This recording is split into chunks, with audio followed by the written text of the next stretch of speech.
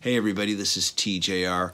It's really late. I've just gotten home from a screening of the movie Shazam, which is based on the original 1940s version of Captain Marvel. And instead of doing any kind of in-depth analysis, I'm just going to kind of give my initial thoughts about the film. I do want to give a warning. There will be spoilers in this review. So if you haven't seen the movie yet, please stop now if you don't want it spoiled for you. I did a review of the original 1940s Captain Marvel / Shazam movie serial. So maybe you want to go watch that instead, and then after you've seen the movie, come back and check out this video here. So let's get to it here.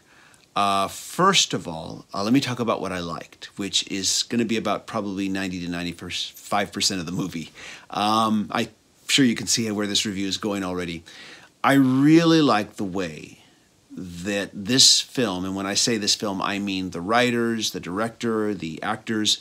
I really like how they chose to portray the characters of Billy Batson and Freddie Freeman. Both of these characters have been around since the original comics of the 1940s, and they were both pretty much stock and trade, pure of heart characters. I'm happy to say that this version of both these characters avoids that. Billy Batson is not perfect. He's not pure of heart. At times he can be kind of selfish. At times he can be a bit of a jerk. But we see that a lot of this is driven by the fact that he's hurting inside and he's desperately trying to find his mother. So when he defends his foster brother, Freddie Freeman, and this is before he becomes the superhero, he shows to us, the audience, that somewhere inside of him is this pure heroic spirit. So we become invested in watching him take that journey of finding that spirit. The same goes for Freddie Freeman, who is trying desperately to compensate for being handicapped by being snarky to the world around him. But we can tell that there's something seething deep down inside him about this. And we do see it come out very briefly in just one scene. I also really love the portrayal of the foster parents in this film. I loved these characters. Both the writing and the actors bring a warmth and a humanity to these two characters. They feel very honest. They feel very real. They feel very down to earth. Once again, these are not perfect people, but these are very good people, and they talk and they walk like the real thing. The same goes for all the foster kids in the household. They all have different personalities. They all have different quirks. They act and talk and curse the way that real kids do. In particular, I especially really liked the foster child character of Darla Dudley, played by Faith Herman. She is such a sweet kid. And I also really liked her adult version, played by Megan Good. And if you haven't seen the movie yet, once again, spoilers. I don't want to get too much more into that, just in case you haven't seen it yet and you're still hanging around here. I really also liked the house they lived in. The house is practically a character in and of itself. The house feels so real. It feels so lived in. It feels like a real family has lived there. It reminds me a lot of the house that I grew up in as a kid with, a family of 8. The whole foster family dynamic, the portrayal, is at such a level of honesty that it's this dynamic that gives this movie its anchor and its humanity amidst the fantasy elements, and it's what helps us believe in all of it. I also love how the city of Philadelphia and its citizens are portrayed. These are everyday working class people, and it's good to see them represented in this kind of a film. I think for a while now, these blockbuster superhero movies have been more and more centering on the relations between our superhero characters and less on the average everyday people that they're there to protect. I think that's getting lost in the shuffle in a lot of the more of the recent films. I'm glad to see it getting more representation in this film. I also really love the character upgrade / revision of the character of Thaddeus Savannah, who's also been around since the very beginning in the 1940s with this character. That original version of the character is such a cliche now that changing him the way they did was a very smart move. I love how they incorporated the 7 deadly sins motif into this character. The 7 deadly sins has always been a part of the Shazam Captain Marvel mythos since the very beginning, but I've never seen it utilized in the way that it was in this film. I want to add that while I did grow up reading comics, I have read a lot of 1940s Captain Marvel stories. I was a kid when they did the 70s revival of that character from DC Comics.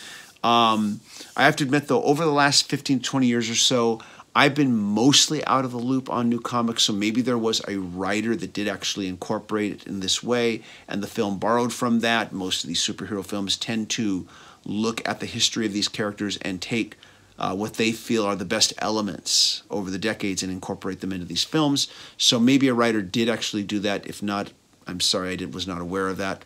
I really thought that the boardroom scene where Sivana murders his brother and has the other board members murdered, I thought that scene was incredible because it was as genuinely scary and as creepy as a PG-13 film could get without crossing over into R-rated territory.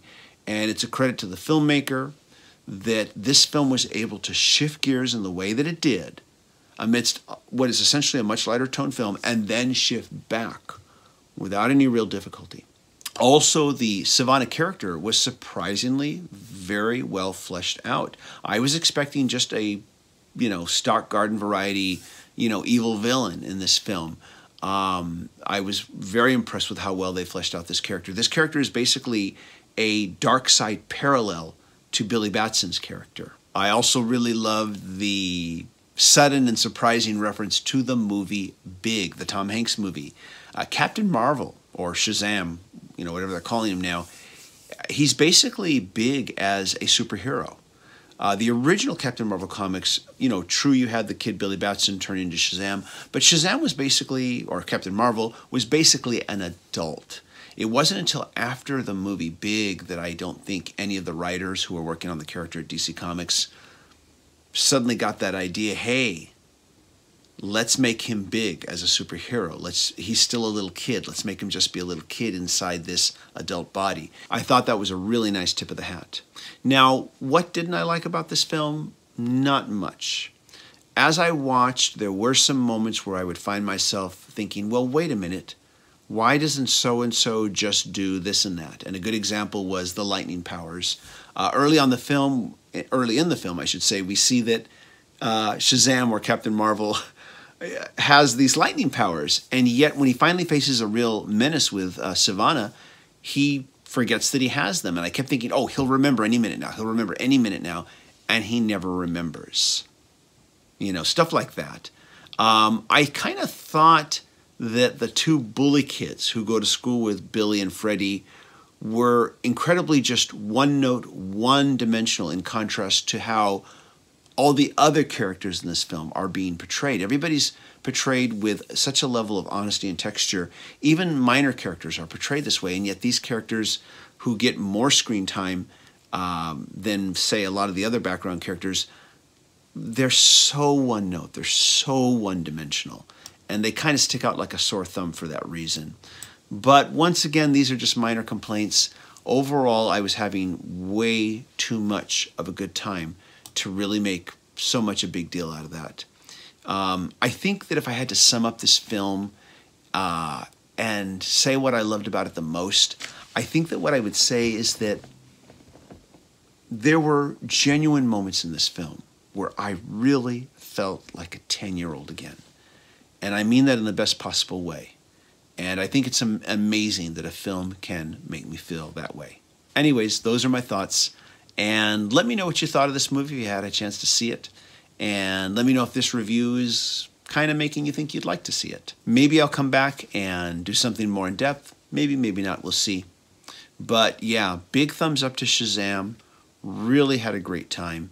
And definitely looking forward to seeing what they do with the sequel, because the film has done really well, so there's going to be a sequel. And really looking forward to see if they incorporated any of this into other DC films as well. Everybody, thank you so much for watching. A big thank you to all my patrons. You guys really mean a lot to me. You really help make these videos possible. If you'd like to become a patron supporter, please follow the link and check that out. Patron supporters get access to exclusive behind-the-scenes content that nobody else gets. Everybody, thanks again for watching. Take care. Bye-bye.